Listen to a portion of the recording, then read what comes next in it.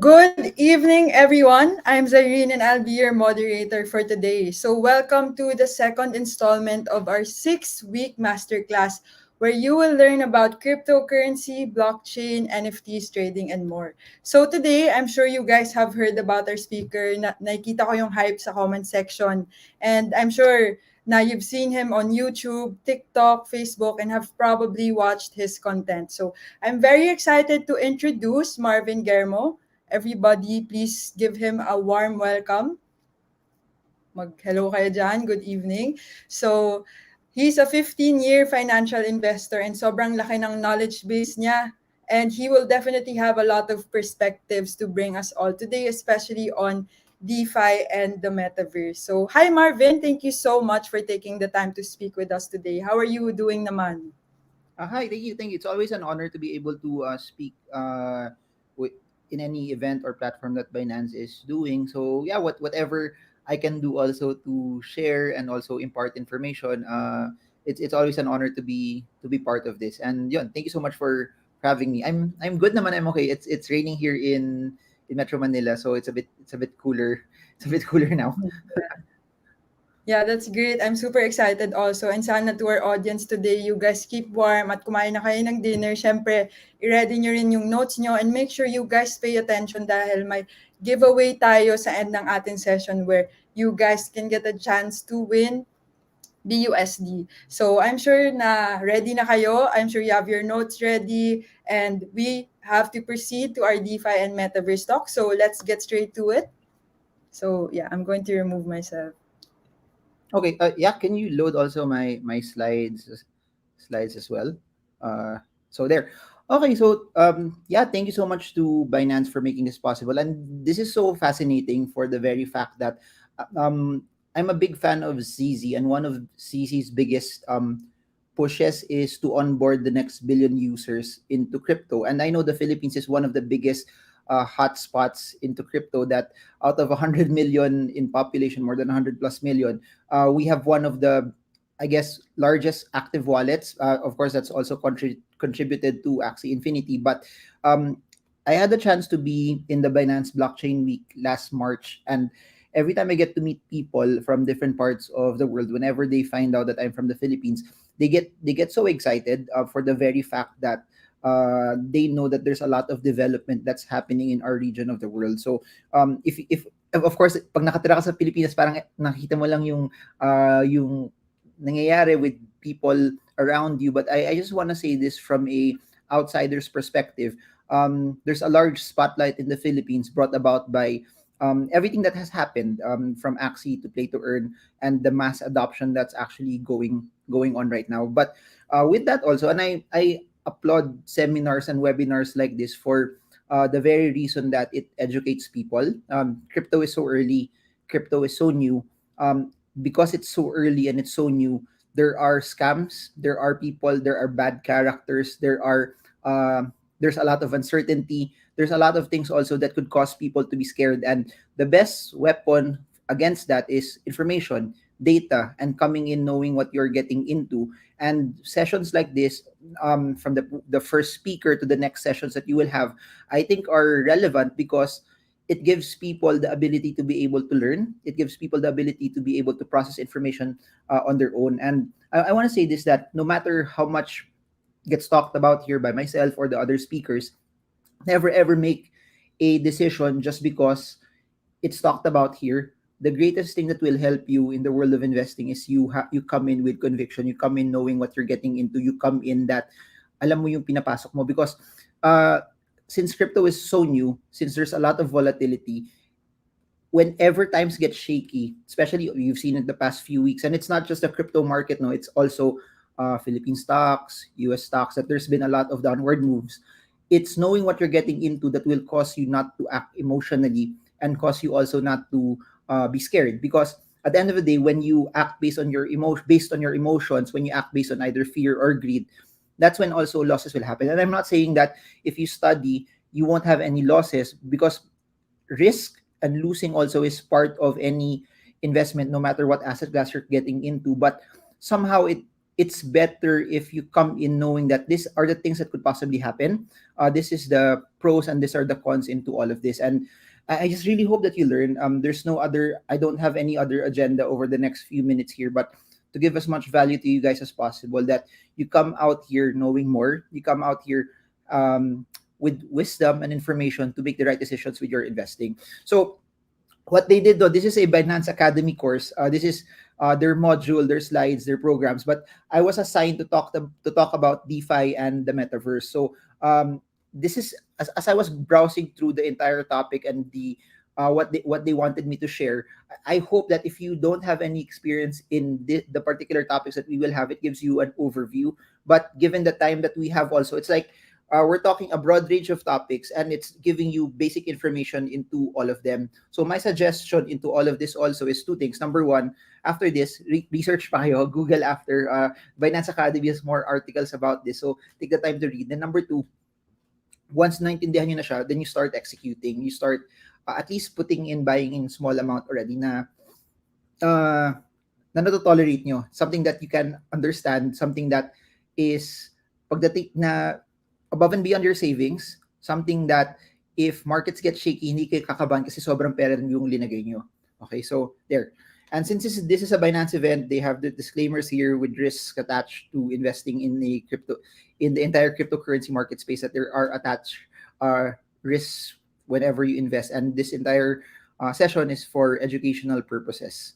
Okay, so this is what you can expect for this entire session. Over the next few minutes of me speaking, we're going to talk about DeFi. We're going to talk about DeFi versus CeFi. We're going to talk about some components that are attached to DeFi. Then we're going to talk about passive income, highly connected to DeFi. Then we're going to talk about DeFi and in the Metaverse. Then, yung pinanood ni Cyrene kanina, at the end of this, there will be a quiz, which you have a chance to win BUSD. I actually don't know what are the questions and what she has in store, but it should be part and parcel of what I'm discussing also here. So if kung makikinig kayo, I'm sure makukuha niyo yung tamang sagot. And maganda to, no, nung high school tayo or elementary or college, walang ganito na natuto ka na. Sa school, tayo pa nagbabayad para mag-aral. Dito parang you get to learn, and then at the end, if you get it right, you get a prize as well. I can't see the chat section. I can't see your comment. So, but have you ever heard of the term DeFi, or have you ever heard of the term CeFi, or have you ever heard of the term Metaverse? Put it down in the comment section below. Maybe I'll check it after this entire session. I don't see it, but just for engagement purposes, or just for us this being interactive also. When you hear the word DeFi, CeFi, or when you hear the word Metaverse, what are the first things that comes into your head? Let me know. Let the people around you know also in the chat. Anyways, so I think when we were about to start, no, si Cyrene, she asked me what led me into crypto, and yung unang slide na pinakita niyo doon was parang nakalagay 15-year investor, because my primary background was really stocks. I entered the traditional or TradFi market almost 15 years now, and my background really was yung mga traditional instruments, stocks, bonds, mutual funds. And I first heard about Bitcoin somewhere around 2013. Doon ko siya una nadinig. Pero when I heard about it, and I even tell people, pwede nyo siyang i-research din after this. I even wrote articles in Rappler, editorial pieces in Rappler, talking about Bitcoin. And noong 2013, 2014, parang sobrang, I only knew it from a traditional investor point of view na, ano siya parang, how do I say this?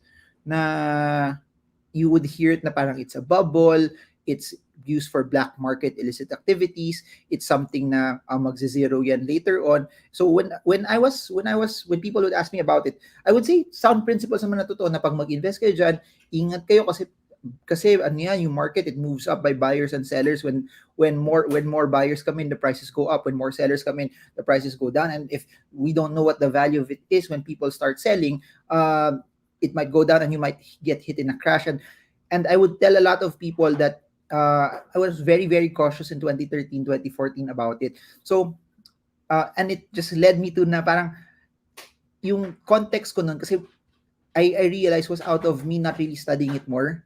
It was me not analyzing it more. And there was a time, 2018, around March 2018, I was in Dubai, and there was a friend, his name's John Joseph Mendoza. ano, we were already investing in stocks at that time, pero sabi niya, parang you have to try Bitcoin, you have to try Ethereum also. And at that time, parang if you remember the movement of Bitcoin, somewhere around 2017, it hit around 19-20,000, somewhere around that mark. And no March 2018, Bitcoin dropped to around 3,000. And if you look at the anatomy of how Bitcoin is, or even Ethereum, a lot of them, and we're experiencing it also right now in some altcoins, that Bitcoin dropped mga normally in the past, no, 90+%. So I was actually thinking at that time, from 20,000 to where it was at that time, it was 3,000. Yung downside niya would be around 2,000. And I was actually thinking that, okay, from 3,000, my downside was 3,000 to 2,000. But if it goes back and it really is what it says it is as the currency of the future, parang okay to, baka may chance to bumalik ng 20,000. And I was looking at it from a financial planning point of view na, okay, I'll put extra money. If it really says, and it's true to what it is, di baka bumalik talaga siya ng 20. It could possibly go back. But if it's not, or if it's something that is, how do I say this? If it's something that will really drop, kung mag-zero man to, okay lang sa akin. So it was more of a diversification play for me. Uh, it was more of a bank that this could possibly be the currency of the future. But if it's not, okay lang din sa akin. So yun yung first entry point ko, Bitcoin, Ethereum. And then as the pandemic happened, my lifestyle prior to the pandemic is I was always out. I would be out of Manila, out of the Philippines 6 months in a year. And being locked down, it gave me the ability to study more. And what I realized was this: it wasn't just anymore. It didn't look like anymore a normal stock to me. It didn't look like the next flip. It didn't look like the next movement up or the next trade that's possible. As I started to look into it, I saw it as something that will change the very fabric of how we will live our lives, something that will change the course of so many things that we're actually doing. And I know Bitcoin is the gateway for all of us to get into that. And Bitcoin was what I understood the most. But as I went into crypto even more, I realized that there's a lot of things that this entire space is changing over the next decade. And that's why I would take moments like this, times like this also, to somehow, no, I hope that this imparts knowledge to people na you don't just see it as the next flip, ano yung pwede kong ibenta, ano yung magpapump, ano yung magbumoon, ano yung magandang bilhin. Pero when you look at it from the way I see it now, crypto is technology, crypto is software. When you combine that two and you realize how it would change so many things, that's where it gets exciting. And for this nga lang, we're gonna be very, very narrow, that we're gonna talk about DeFi and the Metaverse. So there. Comment below if you're learning. I just need to drink coffee lang from the sadali lang. So DeFi is decentralized finance. So before we talk about what decentralized finance is, let's talk about the financial system. Kasi na-realize ko, if you know what DeFi is, if you know what the financial system is, it's easier to understand the context of ano yung decentralized finance. So number one, when you talk, first thing that comes into your head when you talk about the financial system, ano yan? Banko, financial institutions, either mutual fund companies, private banking, insurance companies, yung mga nagpapa-loan or money transfer or remittance service. That's the whole financial spectrum that we have right now. Sobrang lawak. And gusto ko itong sabihin before I continue. If somehow crypto does something good to change how this will be, it will solve a lot of problems in the Philippines. And that's why I'm passionate about it, because you have to realize that in the Philippines right now, out of 110 million Filipinos, 40+% lang yung may bank account eh. A smaller percentage of that has access to credit. A smaller percentage of that has access to loans. A smaller percentage of that gets even approved to have accounts. And that's where crypto comes in. Crypto becomes something where it becomes a game changer to so many people that have been unbanked for so many years. So let me continue. So this is how the current financial system is. So just try to imagine banko, or try to imagine mutual fund, try to imagine remittance center, na may isang person na may pera, may isang person na gusto magpadala, may isang person na gusto mag-deposit, may isang taong gusto mag-withdraw. may isang institution sa gitna na yun yung centralized. One central node that takes care of everything. So it's just like Facebook is a central node also that lahat ng picture natin, lahat ng text natin, nandun. Kung nawala yung Facebook, yung photos mo, yung videos mo, lahat ng pinost mo sa crush mo, mawawala na rin siya in general. And that's one of the risks of centralized entities, that you don't actually control what's there. It's a centralized institution that controls it. That being said, one of the things that makes this so special is this. I'm not sure kung naalala niyo pa yung mga nangyayari in other countries like sa Ukraine, because of the war there, yung bangko, they froze the accounts of people. Or aside from them freezing the accounts of people, yung Greece dati, Greece was in, if you've ever heard the entire story about Grexit, it was siguro almost a decade na. I would watch storylines like this because that would impact also how US and Philippine stock markets would be. But anyways, dun sa Grexit, because they were hit by the 2008 crash, their economy was in turmoil. As their economy was in turmoil, yung mga tao nag-deposit sa bangko, they weren't allowed to withdraw the full amount of kung ano man yung pera nila doon. They were just allowed to withdraw minimal amounts. So, parang masakit kasi parang pera mo yun eh. Ikaw naman nag-deposit nun, pinaghirapan mo yun. Bakit hindi mo siya ma-access?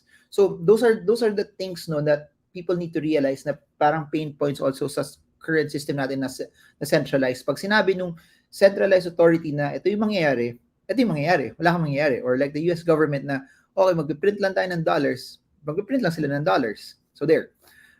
Yung decentralized system is basically, you remove the centralized institution sa gitna, papalitan mo ng not institutions, but it's blockchain systems that will take care of all of the processes that those centralized institutions are making.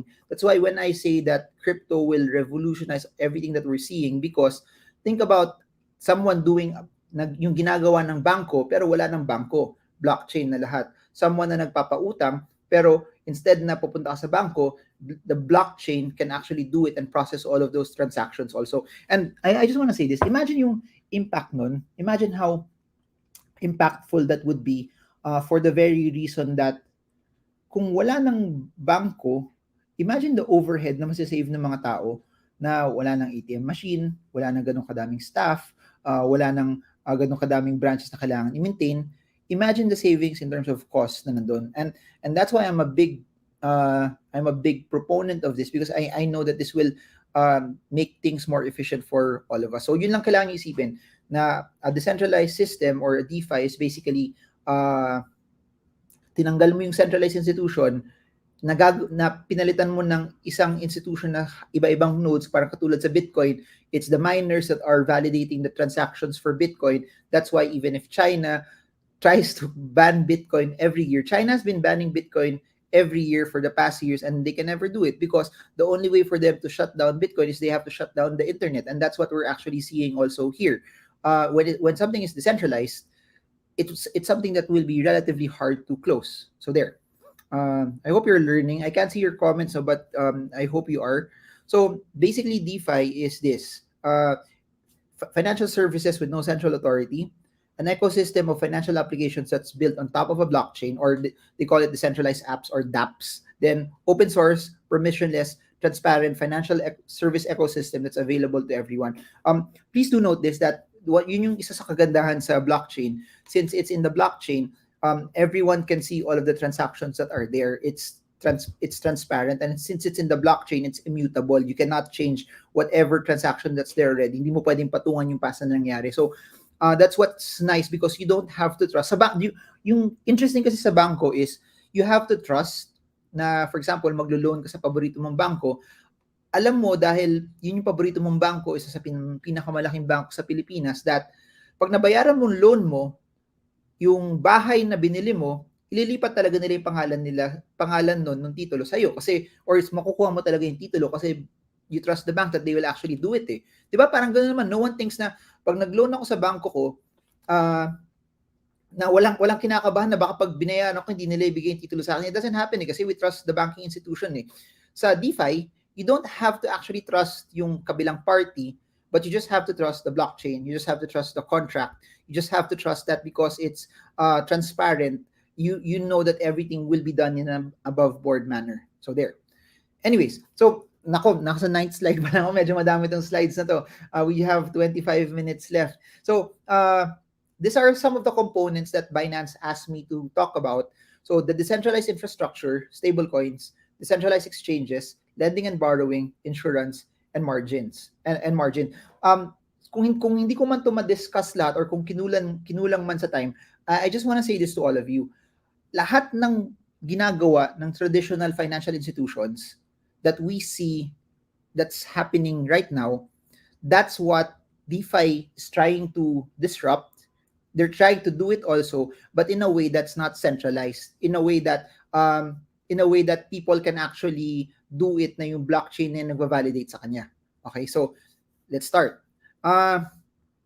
Number one is decentralized infrastructure. To make it super easy, sabi kailangan daw may halong Tagalog din yung pag-discuss ko. Ito yung parang infrastruktura kung saan dumadaloy lahat ng mga datos, or meaning try to imagine na nasa expressway ka or skyway or whatever highway system you are in, para makapunta ka from Alabang to say Buendia, kailangan mo mag-skyway. So yun yung decentralized infrastructure na ginagamit natin. And a lot of those are smart contract blockchains. Yung smart contract blockchains na yan, Ethereum, which is one of the, I think I'm a big sa lahat ng blockchain, no, Ethereum has a lot of scalability issues. Ethereum has a lot of things that they also need to fix, but it's still the most reliable. It's still that's where a lot of the developers are. That's where a lot of the users are. That's where the top NFT projects are as well.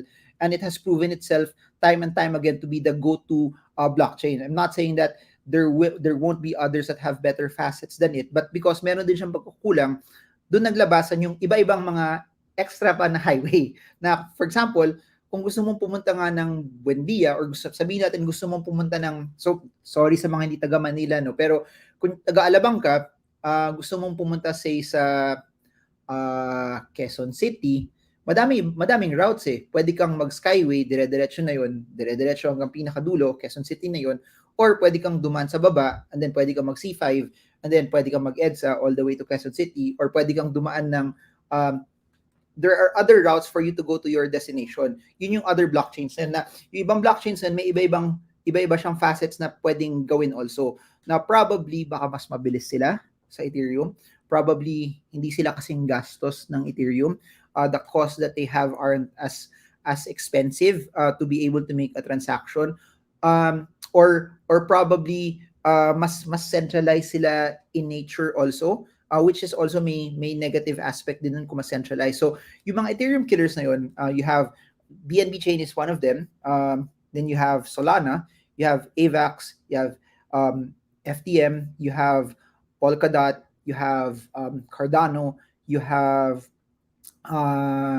Near Protocol, you have Algorand, and there's so much more. But whenever you hear those things, always think about sila yung highway kung saan dumadaan yung data. So yun lang yun. Yun yung infrastructure natin. Next is, part of DeFi are stablecoins. To make it super easy, yun yung currency na tinatransact for it to be able to function or for it to happen. Meaning, kung nasa Skyway ka, yun yung pambayad mo sa tollgate.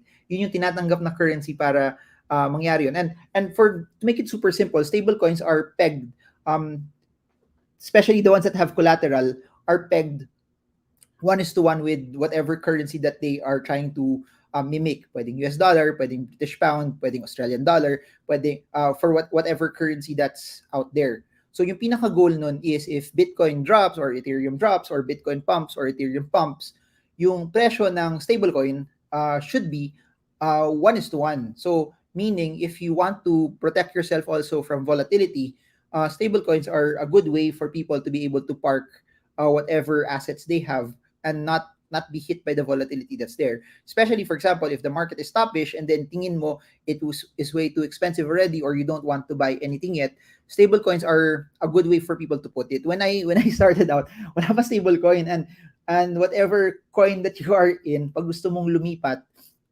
you'll be hit. Altcoins will be hit much more than Bitcoin, So wala kang choice na ta-transfer mo siya sa Bitcoin. Pag linipat mo siya sa Bitcoin, Bitcoin also, when the market is bearish, it will also go down.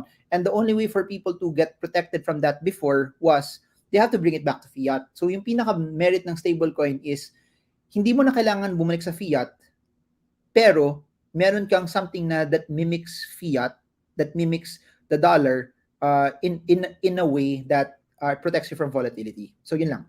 So some stable coins, USDT, BUSD, USDC, DAI, and so much more. So yun. So DEXs naman, yung binabago nito, coffee lang again.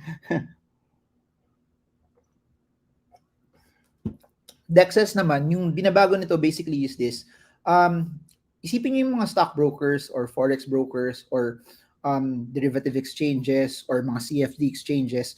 A lot of those are centralized. This one allows you also to be able to buy and sell assets or trade assets na without going to that exchange. Meaning, kung meron kang isang wallet, kaibigan mo may wallet, gusto nyo mag-swap ng currencies, you just have to connect your wallet to these decentralized exchanges para pwede kang makipag-swap. Kasi normally sa atin, yung traditional way, yung centralized way is pupunta ka sa exchange na centralized and meron siyang order book system. Tapos yung order book system, for you to be able to buy something, it has to be from someone that's actually selling. Or for you to be able to sell something, it has to be from someone that's actually buying also. And yun, there's a lot of documentation also that's happening. Ito, wallet to wallet lang.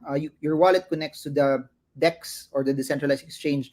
Their wallet connects to the decentralized exchange and they can also make a transaction already. And to make it not as complicated, instead of an order book system, ginagamit nila dyan a liquidity pool. So kung if you've done DEXs already, yung mga LP pairs na yan, yung mga LP na pairs na yan, yun yung nagbibigay ng liquidity dun sa mga DEXs for you to be able to make the trade. So I won't discuss this into detail given the time that we have also, but one of the largest DEXs that we have is Uniswap. And as you can see right here dun sa illustration, and that's how they do the liquidity pool na pag meron kang gusto ibenta, for example, gusto mo mag-swap ng Ethereum to USDC, you just have to you will be able to transact it directly, and then kung gusto mo bumili ng Ethereum, yung Ethereum na makukuha mo ibabawas dun sa liquidity pool.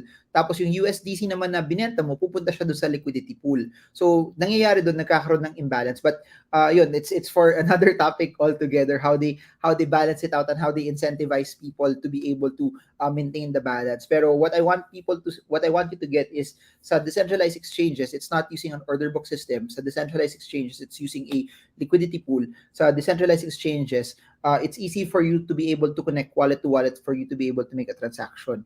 So Uniswap is in Ethereum. Sa meron pa sa mga side chains like Polygon, you have SushiSwap, you have SushiSwap and more. And then sa BNB chain naman, you have PancakeSwap. Sa Avalanche you have Trader Joe's, and madami pa yan. Each chain has their own similar DEX also kung saan ka pwedeng mag-swap. So there. Another one, remember what I said earlier na lahat ng ginagawa sa traditional finance, ginagawa rin siya sa decentralized finance. So part of traditional finance is insurance, meaning, and think about whatever insurance na nakita mo, car insurance na sira yung kotse mo, nanakaw yung kotse mo, insurance will take over. Health insurance, nagkasakit ka, insurance will take over. Nasunog yung bahay, nasunog yung asset. Fire insurance, the insurance will take care of whatever was lost. Ganun din sa life insurance. Dito sa crypto naman, it has another aspect to it where yung interesting part doon is they have insurance for if yung investment mo got hit, you can get an insurance for it and it also gets covered. So this is just one example. It's Nexus Mutual. You can go to their website if you want to learn more about it also. So iba-iba silang mga protocols dyan na if you go through it, makita nyo yung mga protocols na pwede nilang i-cover. And then you can see it right here. For example, since I mentioned Trader Joe's kanina, so ito Trader Joe's dito. So if you try to get an insurance for Trader Joe's na protocol, yung cover doon nakalagay, as you can see here sa slides, contract bugs, economic attacks, oracle failures, governance attacks. So if any of those will qualify, depending sa amount na kinuha mo na premium, you get protected by that insured amount also that you want to get. So this is something quite personally, I've heard about it. I haven't really actually used it also, but this is a fascinating feature, especially kung imagine if you can get also later on, no, life insurance na crypto na siya, connect mo na lang yung wallet mo na pag nag pag nag life insurance ka, you just have to connect your wallet, and then if something happens, you can also claim, and then yung claims makukuha mo via crypto. And the reason why I say that we're so early into this, that I believe that in the next 5-10 years, you will see more iterations of that happen as well. Margin trading, to make it super simple, kung nagte-trade kayo sa Binance already, margin trading has been there for in so many platforms, in so many asset classes. It's in stocks, it's in crypto. But what this does also is whatever, katulad ng sinabi ko earlier, lahat ng available sa traditional finance is also available in decentralized finance. So dito also sinasabi niya na pwede kang magkaroon ng margin trade even if you are not if even if you do not have an account in a centralized exchange anymore or a centralized institution, and you can do whatever facets that margin trading would have, which is number one, leveraging, and number two, shorting. And of course, you know this, that if you are limited in capital and you want to somehow amplify yung impact ng capital mo, that's where leverage will help. Pero it's a two-edged sword also, that kung mali ka, it could severely hurt you. Lalo na yung shorting, that if the market is going down, you can short, you can borrow, that believing that if it goes down, you get to buy it back later on and earn off of the downward move. Pero again, yung kapalit naman nun is if it goes up, you actually might lose more than what you actually entered into your position. So trading and leveraging and using shorting also from all of this, using margin trading, is not new. This is just done in a decentralized manner. So yun, this is just one example, as what you can see here. This is slide from Fulcrum. You can do different chains also there to be able to do margin trades for ETH, the BNB chain, Polygon, etc. So there, this is just one example from their site also, where the difference when you leverage, that if ETH at a certain point, naka 5x ka, goes up by 20%, your gain is about 100%. But again, it also goes both ways, that if it goes down by 20%, it could totally wipe you out as well. So ingat lang sa margins. I personally, I guess, given my stock market background, I'm a big fan of spot trading. If I do futures very small amounts, ano lang din, I guess for fun, masaya din siya. So there. Next, as part of DeFi, you have passive income. Again, these are things na nagagawa mo sa traditional finance, lending, staking, yield farming. So what are this exactly? So lending, so think about this. Pag hihiram ka, yung biggest hassle ng biggest pain point ngayon is pag hihiram ka ng pera, may chance kasi na hindi ka ma-approve ng bangko eh. Or may chance that whatever you want to borrow, you can't get the amount that you actually want. Yun, or madaming paperwork, or it's too much hassle. What crypto actually does is it democratizes it. As long as meron kang crypto, pwede mong ilagay yun as collateral, and as you use that as collateral, you get to also borrow. And one of the biggest lending platforms is Aave. I forgot to mention this also, that in lending, it also goes both ways, that kung ikaw yung may kailangan, pwede kang humiram. Pero kung ikaw yung gustong kumita, pwedeng ikaw yung magpahiram and pwede ka rin kumita. So, in a way, no, parang think about it as hindi naman siya bonds na katulad sa government or katulad sa mga corporations, kasi it's still lending, pero it's still in a different type of form. It's not also regulated. And yun lang, I guess, kailangan din makita ng tao, that if you are into, you want something that's into government regulated products, yun pa yung wala. Yun yung hindi magagawa ng DeFi, because it's something that's not regulated. Unlike when you go sa banks, when you go to other financial institutions, when you borrow and lend, there are safeguards also that are involved into it. But I just want to say this, that since there's lesser overhead, as someone that's lending money, there's a bigger chance that you could actually earn more. And also because there's lesser overhead from a perspective of ikaw yung magbabayad ng utang, baka hindi ganun kalaki yung interest na babayaran mo compared sa especially if you get it from an informal type of loan. So there. So this is a screenshot from Aave. They're one of, as what I've mentioned, they're Ethereum based. So yung highway nila Ethereum.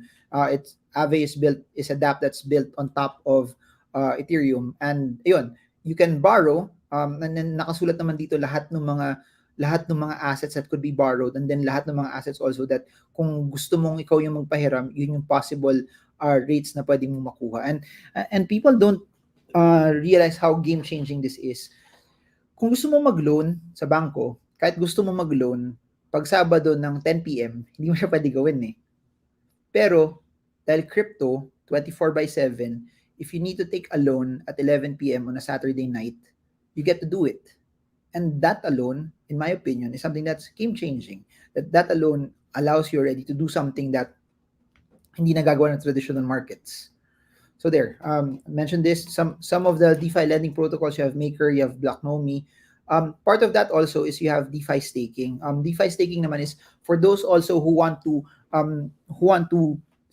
lock in their tokens or their crypto and to get a yield. And there are a lot of DeFi projects also that do that. So you get a set of rewards for leaving your token there, and it's essentially it's in most of the time, no, in projects that are highly connected to proof of stake. Proof of stake means that you leave your tokens there, you stake it, and part of you validating the network, part of you locking it in, you get rewarded also for it as well. So may pros and cons yan also, that if they incentivize people also with more tokens and coins, then it makes the supply of that particular token also too much, and it might not be as appealing later on na pag sobrang dami na mint na token, later on baka mag-suffer naman yung value nung token itself kasi sobrang dami naman na ginagawa. But that's essentially what staking is. Meron naman mga staking also that you stake a particular coin, you earn another coin that's totally different. So something like that. So Aave is one of them. Then you also have yield farming. Sorry, I'm rushing it as baka ma-eject ako ng host natin, but so yield farming is another way also for you to be able to earn as well. One of them, if you've seen PancakeSwap also, they have some farming protocols there. Now you can do some you can do some LPs and earn off of the transactions that's on top of it. So what I want to convey to all of you is this: when you talk about yield farming, you talk about earning from staking. It's people have this notion kasi na sa crypto, the only way also that you get a return is pag umakyat, binenta mo na mas mataas, kita ka.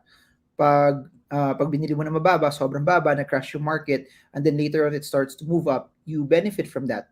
However, staking adds another element into it, or farming adds another element into it, that especially for tokens or coins that you like a lot or you've studied a lot, that pwede mo siyang iwan and you get a passive type of return. For those who know me as a stock market guy, which I really am still up until now, it's like dividends, or it's like buying bonds na meron ka nakukuhang interest sa bonds, meron ka nakukuhang dividends sa stocks. But this time, dividends are a portion of the company's earnings. Bonds are a portion of yung utang na binabalik nila sa'yo. This one, if it's proof of stake, it's part of you are reaping the rewards of you validating the network, or it's you also getting a portion of the pool that they would actually give the people who stake it. So it's a totally different banana. Pero what I wanted to tell you is that it's a way for you to get something even if you're just huddling. So meaning, if you're the type of person that just wants to huddle, or kung stablecoin yung hawak mo, or pwede rin nga yung mga larger chains na medyo safe na from Bitcoin to Ethereum, you can also get rewards from it just by leaving it and also putting it in mechanisms where you can get a return. So there. So since DeFi is new, there's a lot of risks attached to it. I've actually seen some decentralized exchanges, or some farming protocols, some pools na bumagsak na 99%, tapos nag-pump na yung market, sila down pa na 99%.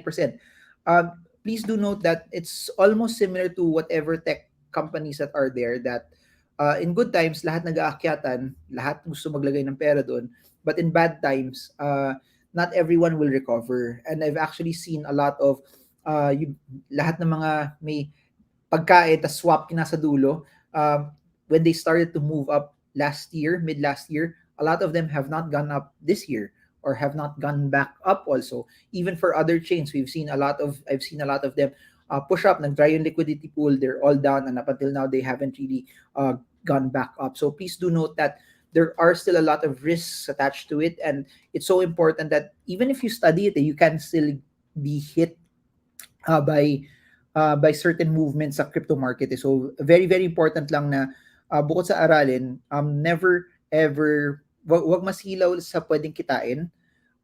Unahin niyo muna isipin kung gaano kalaki yung downside na pwedeng mawala sa inyo if pwedeng mag-zero tong project na to. If na-analyze nyo na, okay, kung nag-zero man to, okay lang sa akin kasi this is an amount of money that I can put in with high conviction that if it does not go the way I want it to go, okay lang. Pero if it does go the way I want it to go, then it's a benefit for me. And yun, there are a lot of ways also.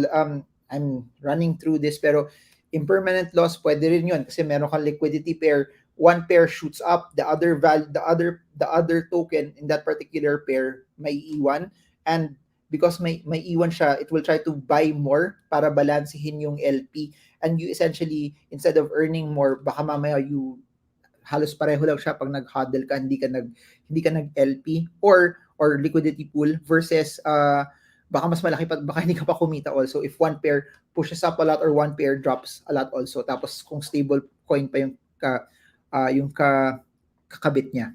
Yun. Next, so the role of DeFi in the metaverse, and we'll just close it with this also. So the metaverse is basically an online 3D virtual space connecting users in all aspects of our lives. It connects multiple platforms, different websites, etc. Pero I want to say this. What people don't realize is what we're doing right here, yung webinar na to, that I hope natututo kayo and you're learning something from it. In my opinion, this is already a version or at least an iteration of what the metaverse is. What do I mean about that? If you notice it, I'm not really talking to all of you. I'm talking in front of a camera and I'm talking in front of a mic. That the camera and the mic converts my signals into ones and zeros, and it gets transported to whatever device that you're watching this with. We're not talking physically, we're talking digitally. But this is just a 2D version of it. In my opinion, the metaverse just makes it a 3D version of what we're having in a more immersive manner. I bought an Oculus last year. Hindi ko siya masyadong nagagamit, pero what's so interesting about the metaverse is it will give you an immersive experience, and wala pa tayo doon, no? Medyo ano pa siya in my opinion, for the metaverse to be super super used by a lot of people is yung one of the things na nahirapan ako is when I wear my Oculus goggles is after some time parang nakahilo siya or minsan masakit na sa mata, pero it's so nice kasi sobrang immersive na feeling mo, wow, parang this is so interesting na 3D lahat eh. I think we're not yet there, but what DeFi and the NFT marketplace does is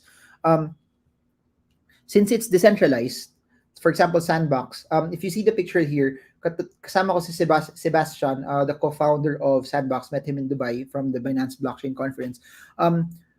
What's interesting about that is almost every aspect of, for example, Sandbox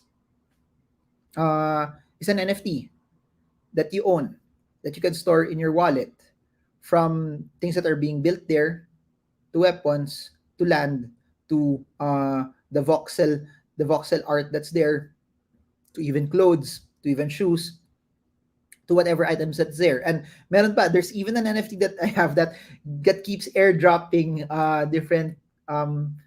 different clothes na pwedeng gamitin sa metaverse. So yun. What makes it interesting, at least for the metaverse in general, is that since it's DeFi, it's not just owned by a central figure, but people who want to participate in the metaverse get to have portions of it or get to have ownership of it na pwede mong itabi sa wallet mo.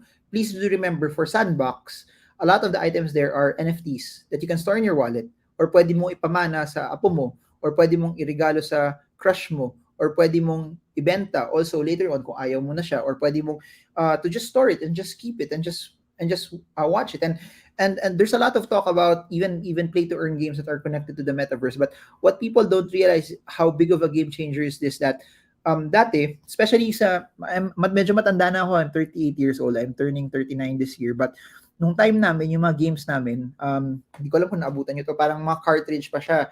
Comment below kung naabutan nyo yun. Yung Sega, Sega Genesis, Sega Mega Drive, ano ba, Super Nintendo Entertainment System, na meron kang cartridge talaga. And to buy the console alone and to buy the games, tapon na yun. Every time you buy it, it's so hard to dispose of it already. It will just probably rot there. May mga games pa ako sa family computer ko ngayon na I think nasa bahay ng parents ko pero wala na.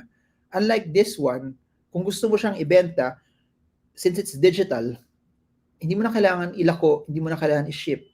You get to sell whatever NFT asset that's there that's connected to the metaverse pag ayaw mo sa kanya. So there, other examples are Decentraland and of course the very, very popular Axie Infinity. So there, DeFi in the metaverse. So for you, so a lot of the metaverse platforms that we have, it has to be connected per wallet. And for example, even for Sandbox, it's Ethereum. You have to use either Ethereum or Polygon to be able to do it. There are some Sand tokens already that are in the Polygon network.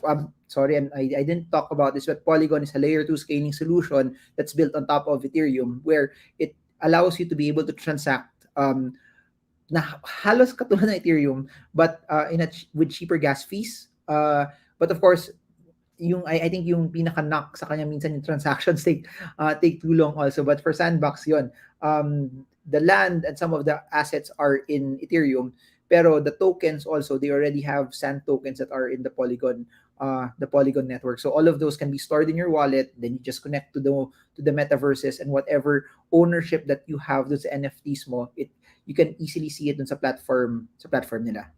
So there, just to close, DeFi is focused on building financial services separate from the traditional financial and political system. This would allow for a more open financial system and could potentially prevent precedents of censorship and discrimination all over the world.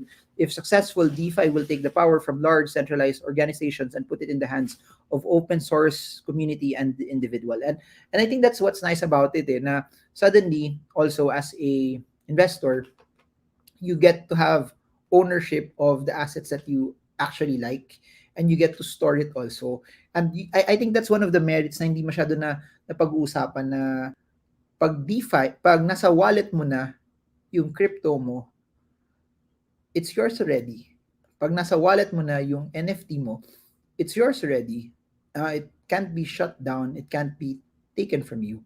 And I think that's one of the merits of what decentralized finance is. It gives the end user the ability now to protect whatever assets they have. So there. With that, thank you so much, Binance, for inviting me.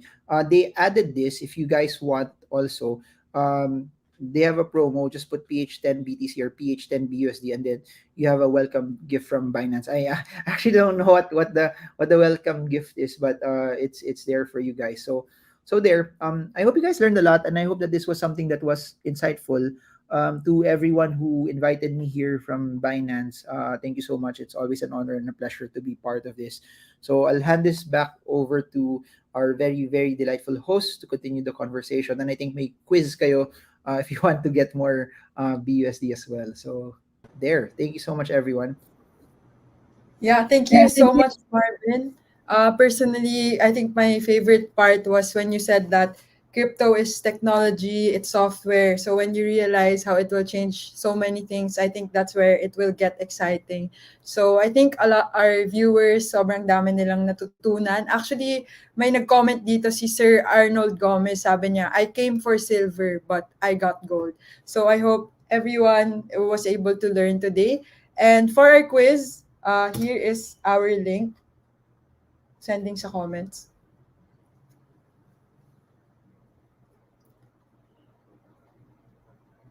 Yeah, and actually since we have a bit more time, maybe we can answer a bit more. We can answer some questions, Sir Marvin, if you're okay with answering some questions.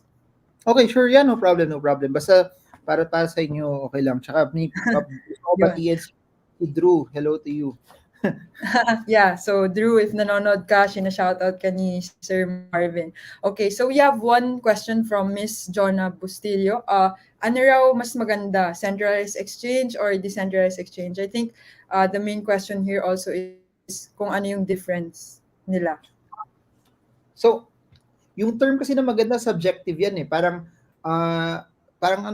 for example, pagkain, ano ba mas masarap? Steak na medium well or steak na well done? Some people will say ayaw ko yung well done na yan or ayaw ko yung medium well na yan. May merits siya eh. So may pros ang centralized, may pros ang decentralized. Yung pros sa centralized is kung ayaw mo yung hassle na, for example, Binance is a centralized platform. If you take money out, uh, it will send something to your email, it will send a text, or it will kailangan mo ng Google Authenticator to be able to make sure that na talagang ikaw yung nagwi-withdraw talaga. If you do that via a decentralized wallet, wala na lahat ng safeguards na yon. So there are certain merits that a centralized platform has that a decentralized wallet does not have also. Um, so if you're asking me from a personal level, it's nice to have both. Hindi naman siya competition na ano eh na hindi mag-decentralize lang ako or mag-decentralize ako. You have to realize that these are all things that can help you.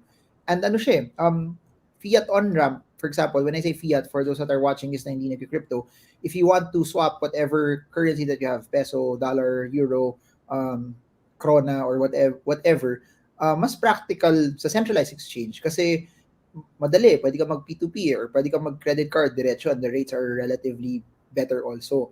So may merit siya, lalo na kunyari gusto mo mag-trade regularly, it's not practical to do it in a decentralized exchange. Also, it's not also practical na lalo na pag Ethereum gamit mo from wallet to exchange, balik-balik ka. So it depends on the purpose on why you want to keep it or have it. Pero I don't see a problem of keeping or having both as well.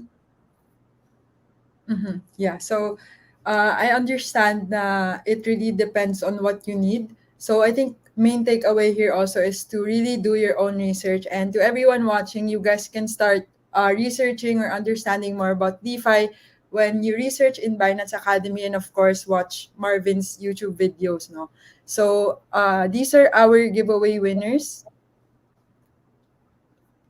So first 10, yan, kayo na bahala tignan kung sino yung first 10. Pero if you guys see your user ID sa first 10, you guys will win 10 BUSD. So this will be credited 10 to 14 business days after the last masterclass. And also, if you guys answer this form, you will also get a certificate if you attend all 6 masterclass sessions. So yeah, sending the form here again para you guys can register and make sure na i-count natin yung attendance nyo kasi sayang naman, this certificate can still be used for credibility uh, if you really want to share na natuto ka about crypto and stuff like that.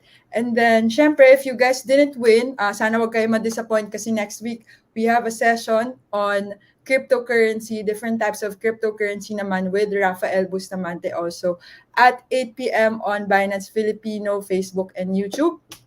And then lastly, share what you learned with the hashtag Binance Filipino Masterclass on Instagram and Facebook. And of course, tag us at Binance Filipino so that you can get a chance to win exciting prizes also. And then you can join our community Telegram so that you can interact with other crypto enthusiasts. So that is all. I hope you guys are more excited for our sessions next week.